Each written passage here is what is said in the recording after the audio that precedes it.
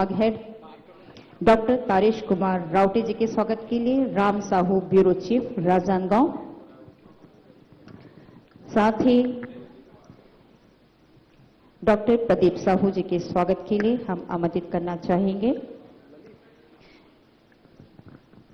शेखर गुप्ता जी, उत्तर सरगुजा संभाग हेड।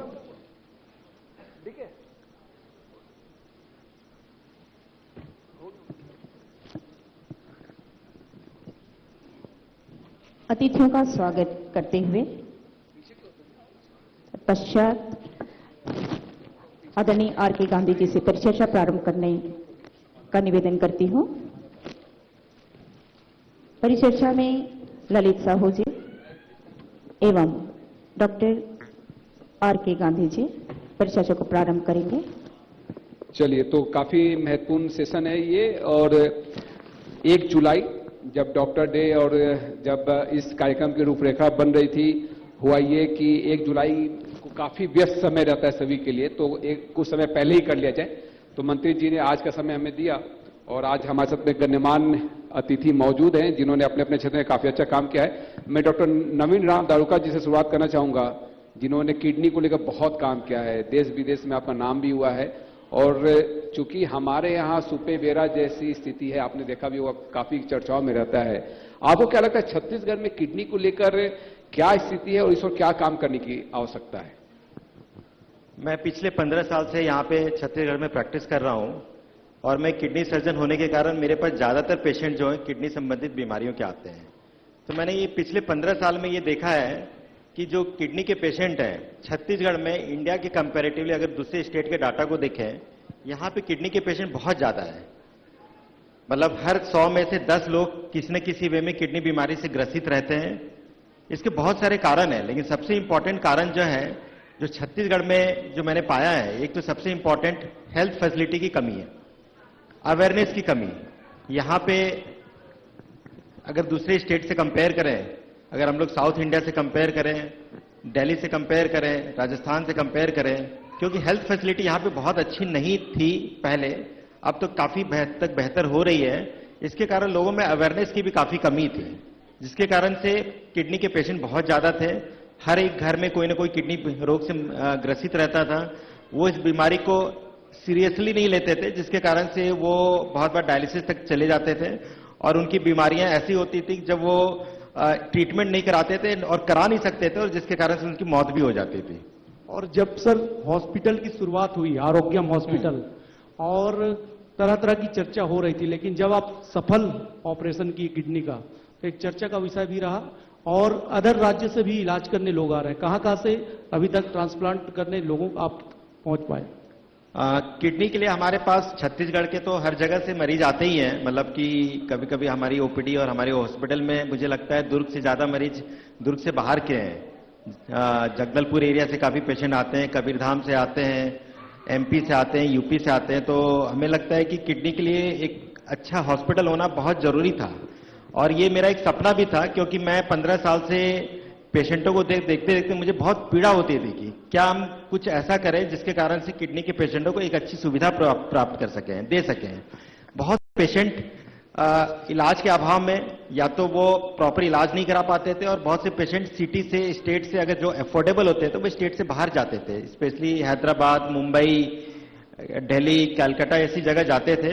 लेकिन जब से हमने ये फैसिलिटी स्टार्ट की, हमने देखा कि हमारे स्टेट से तो पेशेंट काफी ज्यादा आने लगे, स्टेट के बाहर से भी पेशेंट जो पहले बाहर की सिटियों में बाहर के जाते थे वो भी हम तक आने लगे। और कॉस्ट हर इस ट्रीटमेंट का इतना ज्यादा रहता है कि लोग बाहर जाने में वो उस कारण से ट्रीटमेंट नहीं करा सकते। जब कभी आप ऐसी सुविधा अपने स्टेट में प्रोवाइड करते हैं तो अफोर्डेबिलिटी काफी कम कॉस्ट में आप एक अच्छा ट्रीटमेंट दे सकते हैं। इस कारण से आज की डेट में आरोग्यम में हम लोगों ने सबसे ज्यादा किडनी सर्जरी की है। ट्रांसप्लांट भी हमने स्टार्ट किया है और अभी तक पूरे 1 साल में 2 किडनी ट्रांसप्लांट का सफल किया है। जो स्टेट का दुर्ग भिलाई का पहला ट्रांसप्लांट सेंटर भी हमने इसे बनाया है। Doctor R K. साहू सर के पास आना चाहूंगा। जब भी किडनी ट्रांसप्लांट को लेकर चर्चा होती है तो कोई भी परिवार भयभीत हो जाता है, क्योंकि उसमें खर्च अधिक आता है सर।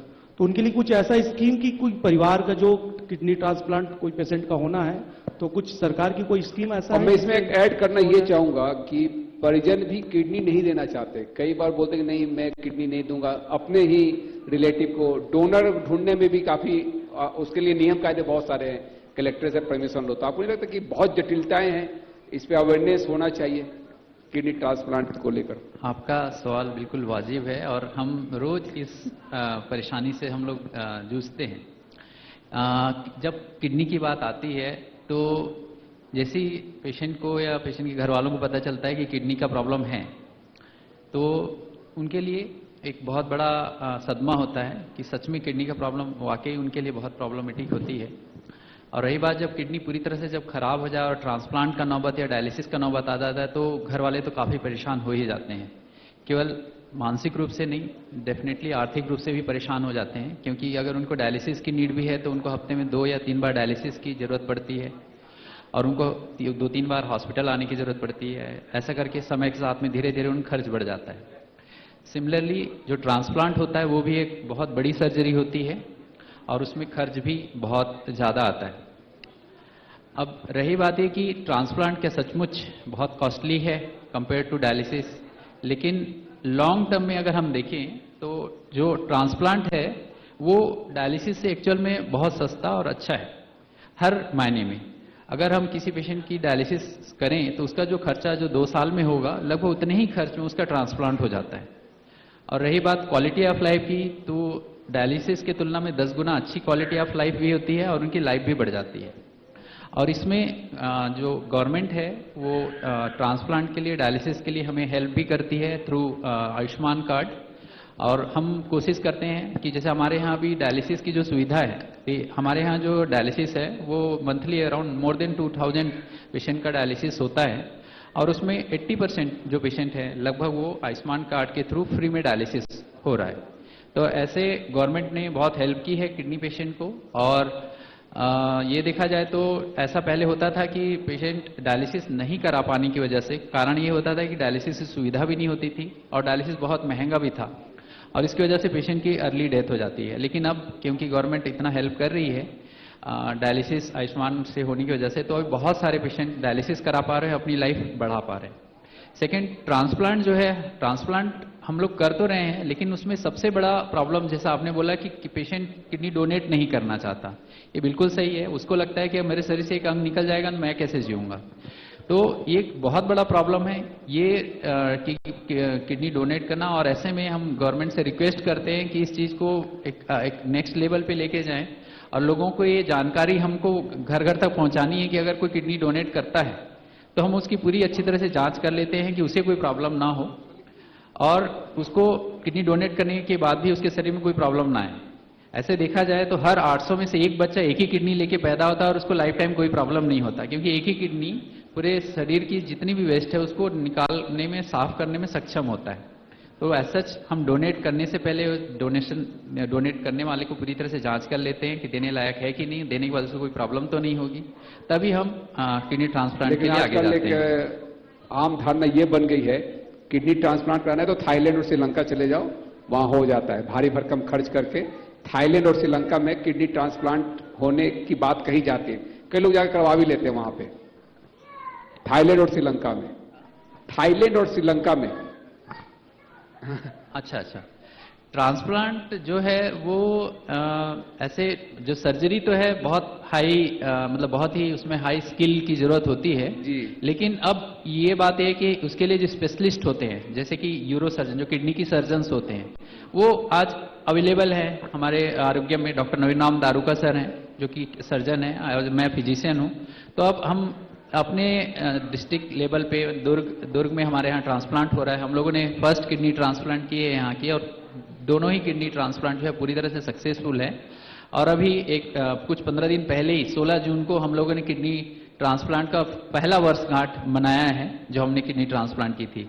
और वो खुद भी एक डॉक्टर है और उन्होंने हमारे यहाँ ट्रांसप्लांट फर्स्ट कराया था। मैं डॉक्टर तारेन रावटे साहब के पास आऊंगा। आप राजनांदगांव के स्थानीय हैं और एक सपना संजोया और बालोद में नर्सिंग हॉस्पिटल की शुरुआत आपने की है और आप किस तरह से देखते हैं आरोग्यम हॉस्पिटल के कार्यों को, किडनी ट्रांसप्लांट का जो काम चल रहा है? क्योंकि लोगों को विदेश और ज्यादातर स्वास्थ्य के क्षेत्र में लोग हैदराबाद या चेन्नई ऐसे जाते थे, लेकिन अब कोई उम्मीद लग रहा है सर आपको भी? जी बिल्कुल। देखिए, पहले की अपेक्षा तो अब छत्तीसगढ़ में भी जो मेडिकल की फैसिलिटीज़ हैं वो बहुत तेज़ी से आगे भी बढ़ रही हैं। खास बात यह है कि अभी वर्तमान संदर्भ में जो सरकार है वो भी निजी अस्पतालों के लिए भी हाल फिलहाल में जो औद्योगिक नीति आई उसमें 140 करोड़ तक का अनुदान निजी अस्पतालों के लिए दे रही है। तो कहीं ना कहीं ये मेडिकल सेक्टर के जो इंफ्रास्ट्रक्चर है उसको बहुत तेज़ी से बढ़ाया जा रहा है। और साथ में देखिए कि जो स्पेशलाइजेशन के जो एरियाज हैं, जैसे किडनी ट्रांसप्लांट, हार्ट ट्रांसप्लांट, अब कहीं ना कहीं छत्तीसगढ़ में बहुत तेज़ी से उसके सेंटर स्थापित हो रहे हैं। तो इससे एक फ़ायदा ये होगा कि पेरीफेरी में जो पेशेंट्स जो अभी तक बाहर जाने के बारे में केवल सपना रहता था, अब उनको छत्तीसगढ़ में ही वो चीज़ें अवेलेबल हो जा रही हैं। तो एक बड़ा अच्छा कदम ये माना जा सकता है। डॉक्टर प्रदीप साहू सर के पास आना चाहूंगा। आप सर दो हॉस्पिटल के डायरेक्टर हैं, प्रदीप हॉस्पिटल और धमतरी में एक और हॉस्पिटल की आपने शुरुआत की काफी शानदार तरीके से। किस तरह के सर अत्याधुनिक चिकित्सा लोगों को दे पा रहे हैं वर्तमान में? मैं पीजीआई चंडीगढ़ से पीडियाट्रिक सर्जरी अर्थात बच्चों की सर्जरी में सुपर स्पेशलिस्ट हूँ जी। बहुत अरसे से मैं इस बात को महसूस करता था कि ज़्यादा दूर नहीं, केवल 10 साल पहले अगर कोई बच्चा किसी बीमारी के साथ पैदा होता था और उन्हें ऑपरेशन को ऑप्शन दिया जाता था और खर्च बताए जाते थे, तो लोगों का स्ट्रेट फॉरवर्ड यह कहना था कि अगले साल एक और बच्चा पैदा कर लेंगे, इसका इलाज नहीं कराएंगे। ऐसी मानसिकता हुआ करती थी लोगों की। यहां पर मैं एक चीज कहना चाहूंगा कि जगहें मैटर नहीं करती, लोग मैटर करते हैं। अगर एक सुपर स्पेशलिस्ट किसी भी जगह में जाकर एक सर्व सुविधा युक्त हॉस्पिटल बनाकर लोगों को, उस इलाके के लोगों को वह सर्विसेज जो अभी तक वहां उपलब्ध नहीं थी वह देने की कोशिश करता है, तो डेफिनेटली उस तरह के बच्चों को बहुत फायदा होता है। और पीडियाट्रिक सर्जरी में एक बात कही जाती है जो हमारे प्रोफेसर्स कहा करते थे, अगर आज आपने एक बच्चे को बचा लिया तो आपने एक संभावना को बचा लिया। एक छोटा बच्चा जिसकी सर्जरी हुई, जो ठीक हो गया, वो आने वाले 100 साल तक जीकर हो सकता है कुछ महान काम कर जाए। सवाल मेरा है, लोगों में एक धारणा बन चुका है कि डॉक्टर्स ऑपरेशन में ही डिलीवरी करते हैं। इस धारणा को किस तरह से देखते हैं? डॉक्टर नॉर्मल डिलीवरी नहीं करवाते, जानबूझ के ऑपरेशन सर्जरी करवाते हैं, नॉर्मल नहीं करवाते हैं। हॉस्पिटल गए तो मतलब कि सर्जरी होगा। यहां पर मैं एक छोटी सी और बड़ी कॉमन सी जो जानी पहचानी बात है उससे बोलना चाहूंगा। आपने अनगिनत ऐसी खबरें पढ़ी होगी कि किसी गर्भवती महिला का बच्चा जंगल में हो गया, खेत में हो गया, बाथरूम में हो गया, इवन महतारी एक्सप्रेस की गाड़ी के अंदर हो गया। ये अकेले न्यूज इस बात के द्योतक हैं, इस बात के इंडिकेटर हैं कि एक नॉर्मल डिलीवरी को रोका नहीं जा सकता, वह होकर ही रहेगा। तो यहां पर यह कहना बिल्कुल अनुचित है कि नॉर्मल नहीं कराया गया बल्कि सर्जरी के लिए फोर्स किया गया। नॉर्मल तो हजारों सालों से नेचुरल तरीके से होते आए हैं। प्रेग्नेंट होना, बीमार होना नहीं है। लेकिन जब ये सर्विसेज अवेलेबल नहीं थी, तब की और आज की शिशु मृत्यु दर और मातृ मृत्यु दर, इनको कंपेयर करेंगे तो आप पाएंगे कि एक जमीन आसमान का फर्क दिखाई देता है। सर्विसेज के आने के पहले जब किसी गर्भवती महिला का बच्चा होता था और वह सही सलामत घर जाती थी तो लोग बोलते थे तुम्हारा नया जन्म हुआ है। कम से कम आज ऐसी नौबत नहीं है। आज अगर किसी को कुछ हो जाए तो डेफिनेटली बोला जाता है कि इसके केस को डील करने में कोई लापरवाही की गई है। तो जो नहीं हो सक रहे हैं, जो हो ही नहीं सकते, जो फंस गए हैं, जिसमें मां और बच्चे दोनों की जान को खतरा है, केवल उन्हीं केसेस में सर्जरी की सलाह दी जाती है। और इसी वजह से दोनों ही शिशु मृत्यु दर और मातृ मृत्यु दर में एक उल्लेखनीय गिरावट दर्ज की गई है। और सरकार की यह कोशिश है कि इसको बिल्कुल जीरो तक लाना है। कहते अभी भी थोड़े से हैं, लेकिन काफी जो आंकड़े पहले थे अविभाजित मध्य प्रदेश में, मध्य प्रदेश छत्तीसगढ़ का काफी ही राष्ट्रीय औसत से तो बहुत ज्यादा थे IMR और MMR। अब जाके स्थिति कुछ बेहतर हुई है, लेकिन इसमें भी बहुत कुछ काम करने का हो सकता है। मैं डॉक्टर नवीन के पास आना चाहूंगा। डॉक्टर नवीन, इन दिनों सोशल मीडिया में देखा जाए किडनी को लेकर कि मसालों में जो मिलावट है वो बहुत इम्पैक्ट करता है किडनी पर, लेयर्स जम जाते हैं, खतरनाक सिचुएशन बनता है। इस और आप क्या कहना चाहेंगे? कोई भी अच्छे हेल्थ के लिए मसाला से, जैसे आपने बोला कि हाई सॉल्ट कंटेंट होते हैं उसमें, मतलब लेड की परत होती है कि जो जम जाती है किडनी के ऊपर, ऐसा कुछ है? नहीं, किडनी के ऊपर लेयर नहीं बनता, वो एक आप लोग के आम भाषा में अपने बोलते हैं जी। इसका मतलब ये है कि कोई भी कंटेंट ऐसा होता है जो मसाले वाले चीज होती है, मसाले हो गए या फ्राइड आइटम हो गए, या ये ऐसे आइटम होते हैं, ये हेल्थ के लिए बुरे होते हैं। चाहे किडनी के लिए बुरा बोल लें या हार्ट के लिए बुरा बोले, किडनी के लिए हम लोग इसलिए बोलते हैं कि इसके कारण से किडनी पे लोड काफी ज्यादा बढ़ जाता है, किडनी को बहुत ज्यादा काम करना पड़ता है और उसके कारण से वो किडनी जल्दी थक जाती है और उसे डैमेज होने के चांसेस रहते हैं। क्यों? इसलिए हमेशा फूड भी होना चाहिए। आजकल जो हम लोग, जैसा बीच में डिस्कशन चल रहा था कि फूड का आइटम आजकल बहुत ज्यादा चेंज हो गए हैं। लोग रिफाइंड फूड ज्यादा खाते हैं, लोग पिज्जा ज्यादा खाते हैं, लोग नॉन वेज में बहुत ज्यादा लेते हैं। ये ऑलवेज किसी भी हेल्थ के लिए अच्छा नहीं होता है। हमेशा हमें लेस सॉल्ट कंटेनिंग फूड होना चाहिए, लेकिन आजकल के फूड कंटेंट में सॉल्ट ज्यादा होता है, स्पाइसी ज्यादा होता है और फ्राइड आइटम ज्यादा होते हैं, ये और किडनी हेल्थ के लिए बुरा होता है। चलिए, डॉक्टर आर.के. साहू जी के पास आना चाहूंगा। डॉक्टर साहब, बात हो रही है कि किडनी अगर खराब हो जाए क्या किया जाए? नहीं, किडनी खराब ना हो, ऐसा कुछ लाइफ स्टाइल ऐसा क्या रखा जाए कि हम किडनी को स्वस्थ रख पाए? अभी अगर हम देखें तो जैसे हमारे पूरे विश्व में डायबिटीज़, हाइपरटेंशन, मोटापा जैसे जैसे बढ़ रहा है, सेम वैसे ही हमारी किडनी की बीमारियां भी बढ़ रही हैं। तो अगर हम ओवरव्यू करें तो ओवरऑल हमारे लाइफस्टाइल का हमारी किडनी पे बहुत ज़्यादा इफेक्ट है और ये सारी चीज़ें इनडायरेक्टली जो है हमारी लाइफस्टाइल जो है पेशेंट को डायबिटीज़, हाइपरटेंशन देती है और डायबिटीज़, हाइपरटेंशन से किडनी में प्रॉब्लम्स होते हैं। तो हमें अगर अपने लाइफस्टाइल में अगर सुधार की ज़रूरत है तो उसके लिए सबसे इम्पोर्टेंट ये है कि हमारे खान पान में बदलाव की ज़रूरत है। हम पहले खाते थे, आजकल हमारा खाना पीना हो गया है। मतलब जितना हम फास्ट फूड करेंगे, हमारी खाने में जितना ज़्यादा फास्ट होएगा वो हमारे बॉडी को प्रॉब्लम क्रिएट करेगा। क्योंकि हम जो भी ऐसी चीज़ खाते हैं, जैसे शुगर ही है, हम अगर उसको अगर मैं बोलूँ अगर कोई जूस पीता है या कोई फल खाता है तो मैं प्रेफर करूँगा कि मैं फल खाऊँ, क्योंकि हम जो जूस पीते हैं वो हमारे बॉडी में तुरंत शुगर बढ़ जाती है और उसकी वजह से, शुगर बढ़ने की वजह से हमारे बॉडी में इंसुलिन सिक्रेट्स होते हैं और बहुत सारी नॉर्मलिटी आती है और पेशेंट को डायबिटीज़ होता है। लेकिन अगर हम वो फल खाएं तो वो फल अगर खाने से हम खाएं तो वो बॉडी, हमारे जो इंटेस्टाइन है उसमें मल्टीपल जगह जाएगी, फिर धीरे से एब्जॉर्ब होगा। तब ऐसे कंडीशन में जो शुगर स्पाइक्स है वो नहीं बढ़ेगा और ऐसे कंडीशन में हमारे को जो डायबिटीज़ या दूसरे प्रकार की बीमारियां वो नहीं होंगी। तो ज़्यादा बेहतर है कि हम खाने को जैसे हमें मिलता है वैसे खाएं, उसको ईजी वे में ना खाएं कि जब हम डायरेक्ट कोल्ड ड्रिंक पी रहे हैं या सॉफ्ट ड्रिंक पी रहे हैं या फिर जो भी एनर्जी ड्रिंक पी रहे हैं या फिर पिज़्ज़ा खा रहे हैं या जो भी जितनी चीज़ें फास्ट होंगी हमारी बॉडी को इफेक्ट करेगा। तो बेहतर है कि हम अपने घर का खाना खाएं, जितना हो सके हम फास्ट फूड अवॉइड करें, पानी बहुत अच्छे से पिए, फिट रहना बहुत ज़रूरी है, उसके लिए एक्सरसाइज करें, अपना वजन संतुलित करें।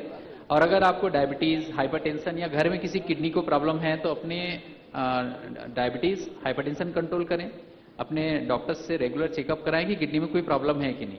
ये सारी चीज़ें बहुत ज़रूरी हैं अपनी किडनी को संतुलित रखने के लिए। कारण ये है कि किडनी की जो बीमारी होती है उसके सिम्टम्स नहीं आते हैं जब तक कि किडनी 90% डैमेज ना हो जाए। तो जब हमारे पास मैक्सिमम यही होता है, हमारे पास मैक्सिमम जितने भी पेशेंट आते हैं उनकी किडनी 90% से ज़्यादा डैमेज हो चुकी थी और सीधे डायलिसिस के लिए जाते हैं। लेकिन बाकी जैसे दूसरी बीमारी है, जैसे हार्ट की बीमारी है, आपको चेस्ट पेन होगा, आप डॉक्टर के पास पहुंच जाओगे, हेडेक है, न्यूरोलॉजिस्ट के पास पहुंचाओगे, पेट का प्रॉब्लम है। लेकिन किडनी के प्रॉब्लम्स, सिम्टम्स तब तक नहीं आते जब तक 90% डैमेज ना हो जाए। तो उसके लिए यही एक तरीका है कि आप एक एज के बाद, जनरली हम 40 ईयर्स बोलते हैं, 40 ईयर्स के बाद, या फिर आपको डायबिटीज़ है, हाइपरटेंशन है, आपका वेट ज़्यादा है, आपका एज ज़्यादा है, तो ऐसे कंडीशन में आप ईयरली अपनी किडनी की और बाकी लीवर, हर बॉडी के एक ऑर्गन का एनुअली चेकअप जरूर करा लें। अगर उसमें कुछ प्रॉब्लम्स आ रहा है तो अर्ली डिटेक्ट होगा तो शायद सारी चीज़ें ठीक हो सकती हैं। और किडनी की पथरी की बीमारी भी काफ़ी आम है, जो स्टोन हो जाता है। और एक बात ये भी कहा जाता है कि अगर किडनी को हेल्दी रखना है तो सफिशिएंट आपको वाटर लेना चाहिए समय समय पर, वो वाटर इंटेक्ट कितना होना चाहिए? लोगों में बहुत सारी भ्रांतियां भी हैं। जी, इसमें मैं बोलूँगा कि एज सच नेचुरल जो हम नॉर्मल जो लाइफ होती है उसमें 12 ग्लास काफ़ी है, यानी 2.5 से 3 लीटर। लेकिन अगर हम एक्टिविटी देखें, अगर कोई किसान है जो दिन रात धूप में काम करता है तो उसके लिए शायद 2.5 लीटर पर्याप्त नहीं होगा, उसके लिए हो सकता है 5 लीटर लगे। तो हम दूसरे तरीके से बताते हैं कि आपका यूरिन का जो कलर है वो हल्का स्ट्रॉ कलर, मतलब हल्का सा येलोइश होना चाहिए। बहुत ज़्यादा डार्क या बहुत ज़्यादा अगर एकदम पानी जैसा है तो गलत है। तो आप जो है अपने यूरिन को, आप उसका कलर जो है ज़्यादा डार्क नहीं होने देना है, इतना आपको पानी पीना है। और बॉडी जैसे ही आप कम पानी पीते हैं आपको यूरिन कम होता है, और यूरिन जब आप करेंगे तो अब उसमें दिक्कत होती है। तो बॉडी आपको एक इंडिकेशन देती है कि आपने गलत जो है कम पानी पिया है, आपको पानी ज़्यादा पीना चाहिए।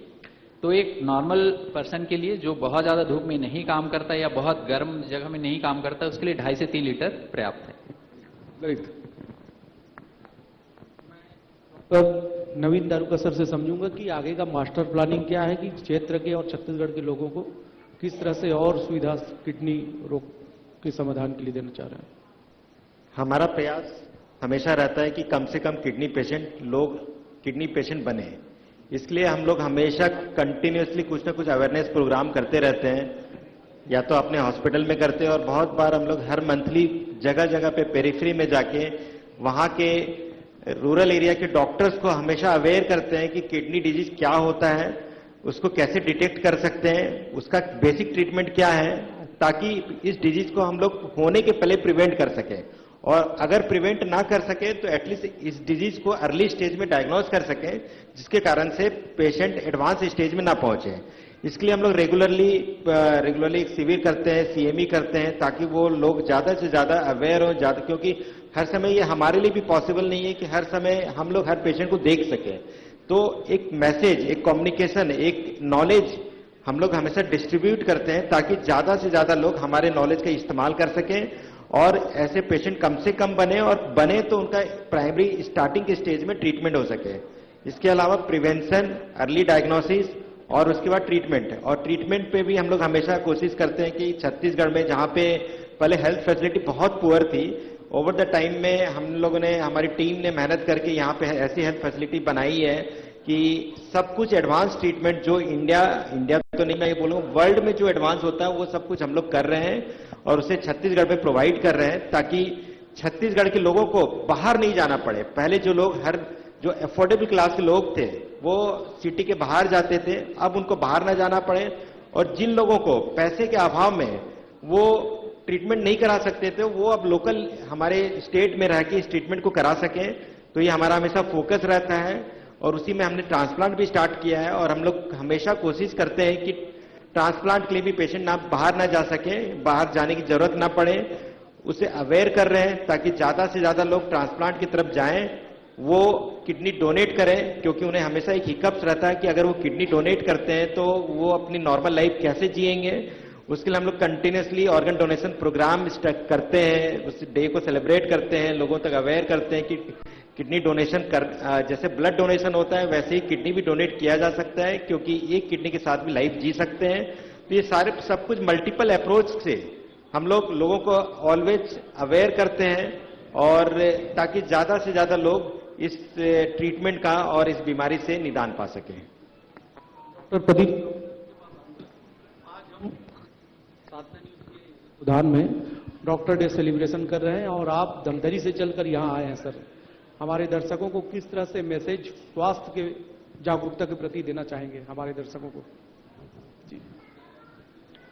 सबसे पहले तो मैं साधना न्यूज को इस बात के लिए धन्यवाद देना चाहूंगा कि डॉक्टर्स डे के थोड़ा पहले ही सही, लेकिन डॉक्टर्स को एक्नॉलेज करने का काम, डॉक्टर की सर्विसेज को एक एक्नॉलेज करने का जो आप लोग काम कर रहे हैं उसके लिए बहुत बहुत धन्यवाद। Doctors day doctor Bidhan Chandra की स्मृति में मनाया जाता है, 1 जुलाई को मनाया जाता है। चिकित्सा के क्षेत्र में उनके योगदान के लिए मनाया जाता है, और डॉक्टर विधान चंद्र तो केवल एक एग्जाम्पल है। मेरा मानना है कि 99.99% डॉक्टर्स तन मन धन से अपने मरीजों की भलाई के लिए काम करता है। जी। और लास्ट सेलिब्रेशन कर रहे हैं, हमारे दर्शकों के लिए लास्ट वक्तव्य कि स्वस्थ रहे और समृद्ध रहे, उसके लिए। देखिए, जो आपका एक प्लेटफॉर्म है मेगा कॉन्क्लेव, इसमें तो लिखा ही है कि समृद्ध छत्तीसगढ़ के लिए कॉन्क्लेव, तो एक बड़ा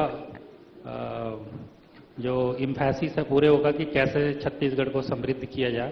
तो डेफिनेटली उसमें तो स्वास्थ्य क्षेत्र इंक्लूड ही है।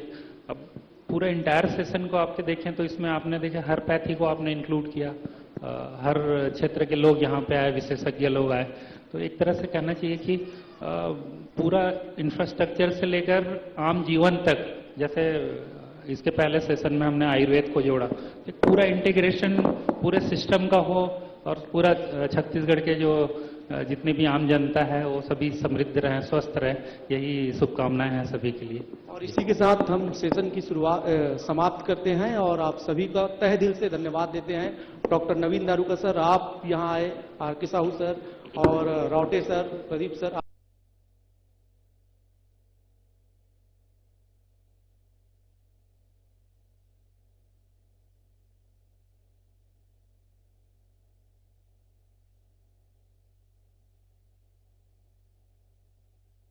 रावटे जी, डॉक्टर प्रदीप साहू जी।